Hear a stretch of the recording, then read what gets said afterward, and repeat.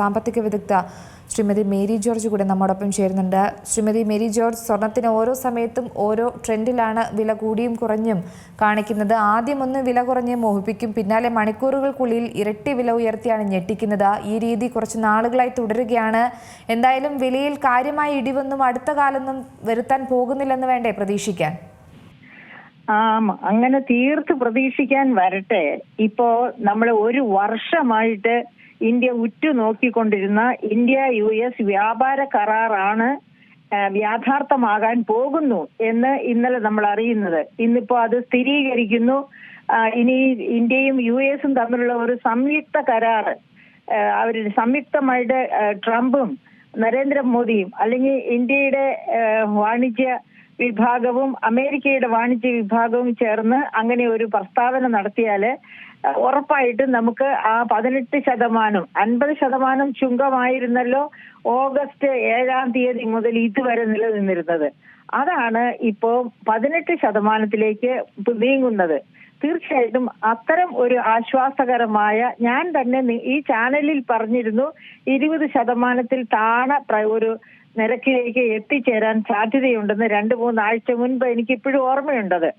അപ്പൊ അങ്ങനെ ഒരവസ്ഥ 18%-ലേക്ക് എത്തുന്നു എന്ന് പറയുന്നത് വലിയ അപകടകരമല്ലാത്ത, നമ്മൾ സ്വാഗതം ചെയ്യാവുന്ന തരത്തിലുള്ള ഒരു വ്യാപാര, അതായത് എന്താ പറയുക,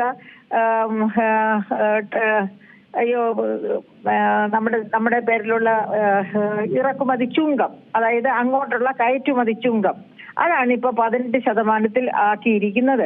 അപ്പൊ ഇതിന്റെ പ്രതിഫലനം നമ്മൾ സ്റ്റോക്ക് മാർക്കറ്റിലേക്ക് ഒന്ന് നോക്ക്. നമ്മുടെ ബജറ്റ് അവതരിപ്പിച്ച അന്ന്, ഈ വർഷത്തെ ബജറ്റ് പൊതുവെ ഒരു ശരാശരിയിൽ താണ ബജറ്റായിരുന്നു, കേന്ദ്ര ബജറ്റ്. അങ്ങനെ ശരാശരിയിൽ താണ കേന്ദ്ര ബജറ്റ് കൊണ്ടുവന്നത് കൊണ്ട് തന്നെ അന്നൊക്കെ സ്റ്റോക്ക് മാർക്കറ്റ്, സെൻസെക്സും നിഫ്റ്റിയും വളരെ അതായത് കരടികളുടെ പിടിയിലായി പോയിരുന്നു. അങ്ങനെ കരടികളുടെ പിടിയിൽ അമർന്ന സെൻസെക്സ് ഇന്ന് എത്രയായിരുന്നു എന്ന് നിങ്ങൾ സെൻസെക്സ് എടുത്ത് നോക്കണം, അല്ലെങ്കിൽ റേറ്റിംഗ് നിങ്ങളുടെ TV-യിൽ തന്നെ ഒന്ന് നോക്കണം. അപ്പൊ അറിയാം, സെൻസെക്സ് 2072.67 പോയിന്റ്, അതായത് 2.5%, ശതമാന കണക്ക് പറഞ്ഞാൽ 2.5% ഉയർച്ചയാണ് സെൻസെക്സ് കാണിച്ചിരിക്കുന്നത്. അതായത് കരടിയുടെ പിടിയിൽ നിന്ന് കാളക്കൂറ്റിന്റെ പിടിയിലേക്ക് എടുത്തൊരു കുതിച്ചുചാട്ടം നടത്തി എന്നാണ് അതിൽ നിന്ന് മനസ്സിലാക്കാവുന്നത്. അതുപോലെ തന്നെ നിഫ്റ്റി നോക്കുക, നിഫ്റ്റിയും നെഗറ്റീവായിരുന്നു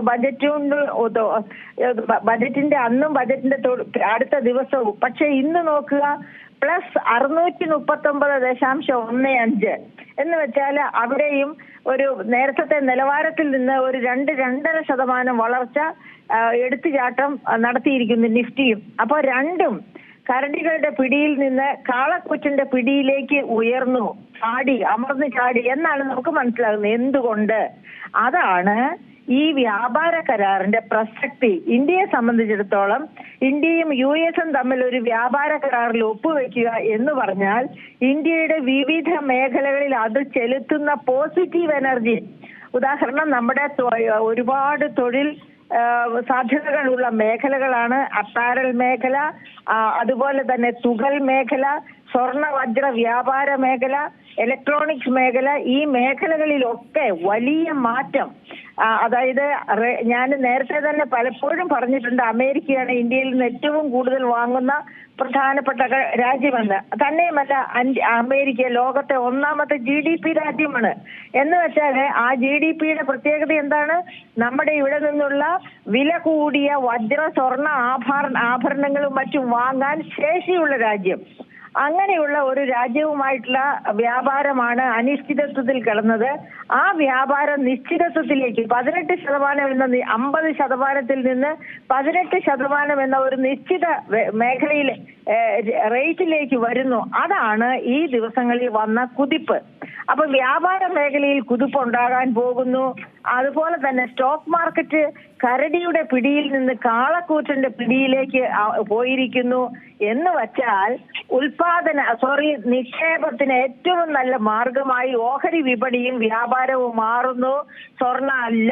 അതുകൊണ്ടാണ് 1,35,000 രൂപയിൽ വരെ എത്തിയ സ്വർണത്തിന്റെ വില ഇന്ന് ശകലം ചാഞ്ചാട്ടം ഉണ്ടായിട്ടുണ്ട്. അതിന് ഇത് മാത്രമല്ല, വേറെയും ആഗോള കാരണങ്ങളുണ്ട്. അപ്പൊ ഈ 1,35,000 വരെ എത്തിയ സ്വർണത്തിന്റെ വില 1,15,000 താണു എങ്കിൽ അതിന്റെ പ്രധാനപ്പെട്ട കാരണം ഈ ട്രേഡ് എഗ്രിമെന്റ് ആണ് അമേരിക്കയുമായിട്ട്. അത് മാത്രവുമല്ല, നമ്മുടെ കറൻസി ഒന്ന് നോക്കണം. ഇന്ത്യൻ രൂപ 92 രൂപ സംതിങ് വരെ, 32 പൈസ വരെ ഒരു ഡോളറിന് അത്ര വില കുറഞ്ഞു പോയിരുന്നു ഇന്ത്യൻ രൂപയുടെ. ആ ഇന്ത്യൻ രൂപ ഇപ്പോൾ പെട്ടെന്ന് ഒറ്റ ദിവസം കൊണ്ട് 90 വന്നിരിക്കുകയാണ്. അപ്പൊ അങ്ങനെ ഇന്ത്യൻ രൂപയുടെ മൂല്യം വർദ്ധിക്കുന്നു എന്ന് വെച്ചാൽ തന്നെ സ്വർണത്തിന്റെ വില നമ്മളെ സംബന്ധിച്ച് കുറയുന്നു എന്നാണ് അതിന്റെ അർത്ഥം. അപ്പോൾ ഈ വ്യാപാര കരാറാണ് ഇപ്പോഴത്തെ ഏറ്റവും പ്രധാനപ്പെട്ട ഒരു ഒറ്റ മൂല്യമായിട്ട് സ്വർണത്തിന്റെ വിലയിലെ ചാഞ്ചാട്ടം കുറച്ച് ഇപ്പോൾ 1,15,000 എത്തിച്ച് നിർത്തിയിരിക്കുന്നത്.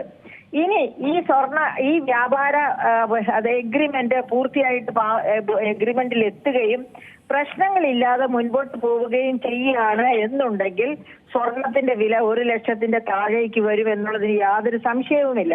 പക്ഷേ അപ്പോഴും നമുക്കൊരു പക്ഷേ പറയേണ്ടിയിരിക്കുന്നു. കാരണം ഇറാനും US തമ്മിൽ അത്ര സന്തോഷത്തിലല്ല ഇപ്പോഴും പോകുന്നത്.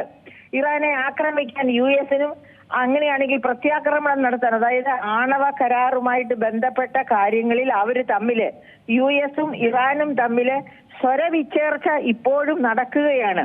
അപ്പൊ അവരത് സമവായത്തിൽ എത്തിയില്ല എന്നുണ്ടെങ്കിൽ ഒരു പക്ഷേ ഏതെങ്കിലും തരത്തിൽ ഒരു ആക്രമണം ഏതെങ്കിലും ഭാഗത്ത് നിന്നുണ്ടായാൽ അതൊരു പക്ഷെ വലിയ ആക്രമണത്തിലേക്ക് വഴിതെളിച്ചേക്കാം. അങ്ങനെയാണെങ്കിൽ വീണ്ടും സ്വർണം കുതിച്ചുയർന്ന് ഒരു 1.5 ലക്ഷത്തിലേക്കൊക്കെ എത്തിക്കൂടുന്നില്ല. പക്ഷേ ഈ സ്വർണം ഒരു ദീർഘകാല വർധനം ഉണ്ടാകുമെന്ന ഒരു കാരണം കൊണ്ട് തന്നെ ഊഹക്കച്ചവട ആവശ്യങ്ങൾക്കായി കൂടുതൽ സ്വർണം വാങ്ങിക്കുന്നത്, ഉപയോഗിക്കുന്ന ഒരു അല്ലെങ്കിൽ സുരക്ഷിത നിക്ഷേപം എന്ന രീതിയിൽ അതിനും വലിയൊരു പങ്കില്ലേ? തീർച്ചയായിട്ടും പങ്കുണ്ട്. പക്ഷെ അവിടെയും ഈ ഊഹക്കച്ചവടക്കാര് സൂക്ഷിക്കണം. ഇപ്പോ ഇന്ത്യയും അമേരിക്കയും തമ്മിൽ ഒരു ട്രേഡ് കരാറിൽ ഒപ്പിട്ട് കഴിഞ്ഞാല് ഊഹക്കച്ചവടത്തിന്റെ പകുതി മുന ഒടിഞ്ഞു, ബാക്കി പകുതി മുന ഒരു വെസ്റ്റ് ഏഷ്യയിലെ സമാധാനമോ അസമാധാനമോ വരാൻ പോകുന്നു എന്ന ആംഗിളിലായിരിക്കും. അപ്പൊ അവിടെ സമാധാനം മാറി അസമാധാനം, അവിടെ പ്രശ്നങ്ങൾ ഉണ്ടാകുന്ന പക്ഷം തീർച്ചയായിട്ടും അതിന്റെ സ്വർണ്ണവില വീണ്ടും വർദ്ധിക്കാൻ ഒരുപാട് സാധ്യതകളുണ്ട്. പക്ഷെ അത് 50% അതിന്റെ സാധ്യത. കാരണം ഒരു സംശയം കൂടെ, ഈ ഇപ്പം മാം സൂചിപ്പിച്ചപ്പോൾ തന്നെ തീർത്തും ട്രംപിന്റെ ആ ഒരു രീതി രാഷ്ട്രീയ ചർച്ചകൾക്കുള്ള ഒരു മാർഗമായിട്ട് തന്നെയാണ് ട്രംപ് ഈ താരിഫുകൾ ഇടയ്ക്കിടെ ഉപയോഗിച്ചിരിക്കുന്നത്. അതുതന്നെയാണ് നമുക്കിപ്പോൾ സ്വർണ്ണവിലയിലെ ഉയർച്ചയ്ക്കും താഴ്ചയ്ക്കും കാരണമായിട്ട് തന്നെ പറയുന്നത്. പക്ഷേ ഈ നിലവിലെ സാഹചര്യങ്ങളിൽ ഈ രാജ്യങ്ങൾ കെട്ടിപ്പടുക്കുന്ന കടത്തിന്റെ തോത് കുറയുന്നതുമായി ബന്ധപ്പെട്ട് അതിന്റെ ലക്ഷണങ്ങളൊന്നും കാണുന്നില്ലല്ലോ. അപ്പോൾ ആ നികുതി ഇളവുകൾ, അതിർത്തി സുരക്ഷയ്ക്ക് പ്രതിരോധ ചെലവുകൾ, അങ്ങനെ ഇതെല്ലാം വരുമ്പോൾ സ്വർണ്ണവിലയിലും അത് വലിയ തരത്തിൽ ബാധിക്കില്ലേ? അത് തീർച്ചയായിട്ടും അതിന് വ്യാപിക്കാനുള്ള സാധ്യതകളുണ്ട്. അത് മാത്രവുമല്ല, ഇപ്പോൾ ഈ US പ്രസിഡന്റ് നമ്മുടെ ഇന്ത്യയുമായിട്ട് ഒരു കരാറിൽ ഒപ്പിട്ടു. അത് അനിവാര്യമായ കരാറാണെന്ന് ട്രംപിനും അറിയാം. ട്രംപ് ഇന്ത്യയോടുള്ള സ്നേഹം കൊണ്ടല്ല അമേരിക്കക്കാർ ഇന്ത്യയിൽ നിന്ന് കൂടുതൽ വാങ്ങുന്നത്, അവരുടെ ആവശ്യം കൊണ്ടാണ്. അപ്പൊ അതുകൊണ്ട് പക്ഷെ ഈ ട്രേഡ് എഗ്രിമെന്റ് ആകുന്നതോടുകൂടി ആ ഒരു പ്രശ്നത്തിന് പരിഹാരമാകുന്നു.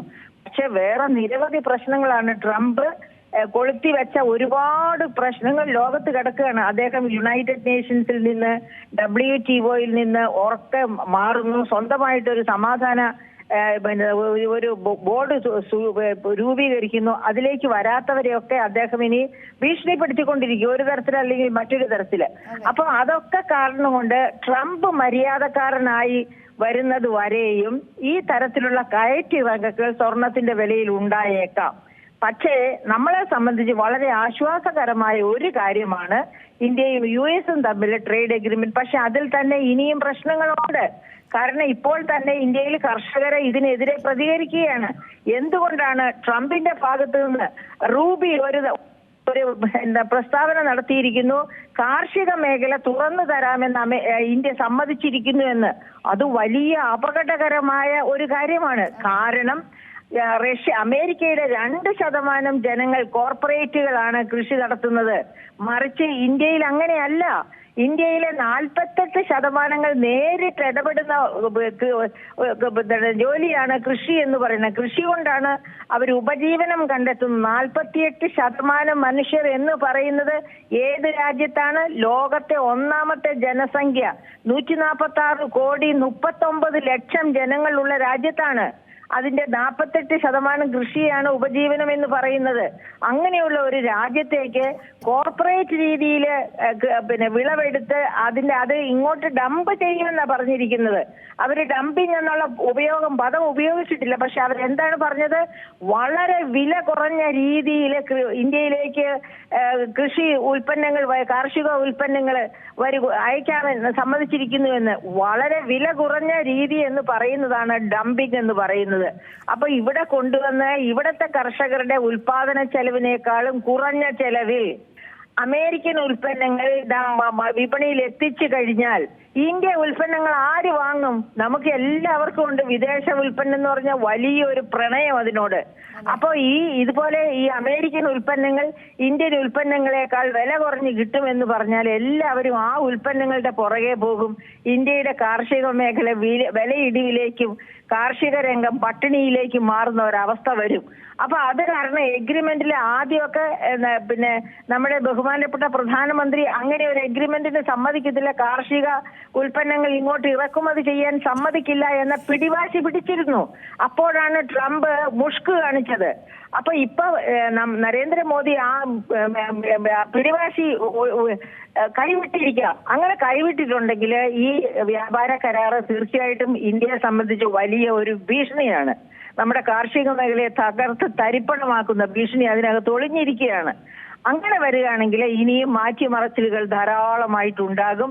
ഇന്ത്യ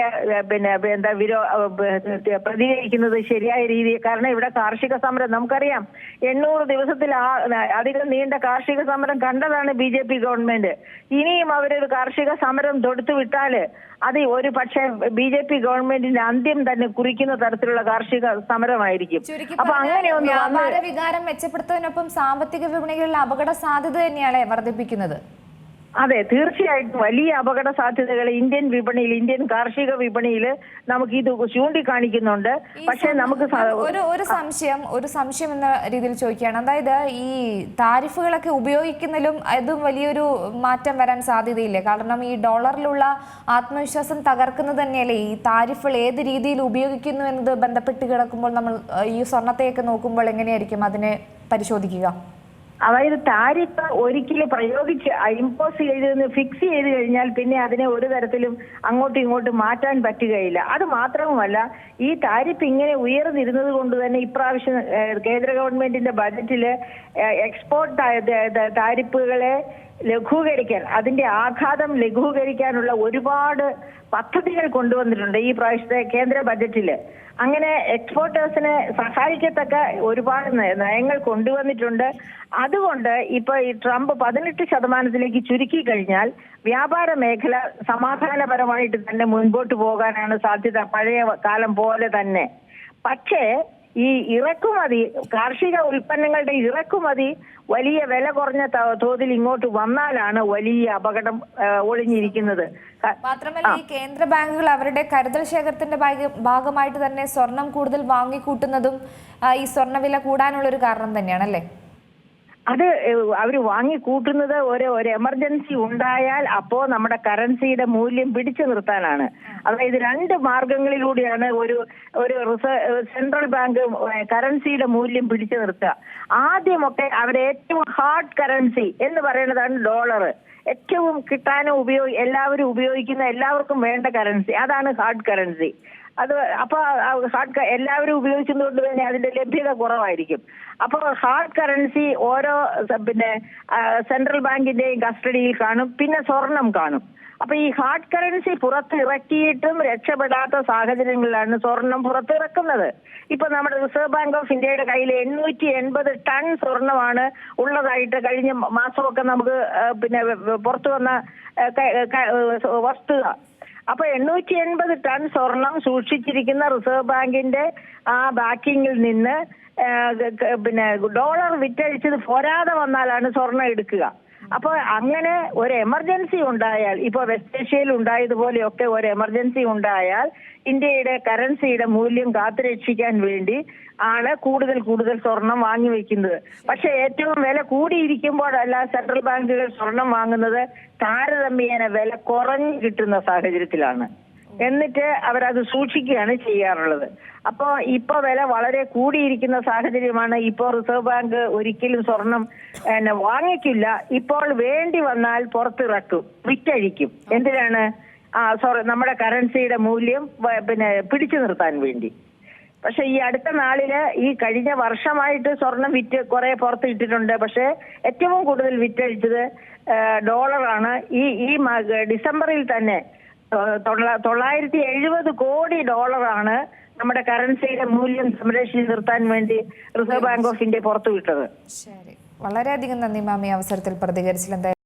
ഏറ്റവും പുതിയ വാർത്തകളും വിശേഷങ്ങളും വിരൽ തുമ്പിലറിയാൻ സീ മലയാളം ന്യൂസ് എല്ലാ ഡിജിറ്റൽ പ്ലാറ്റ്ഫോമുകളിലും ലഭ്യം.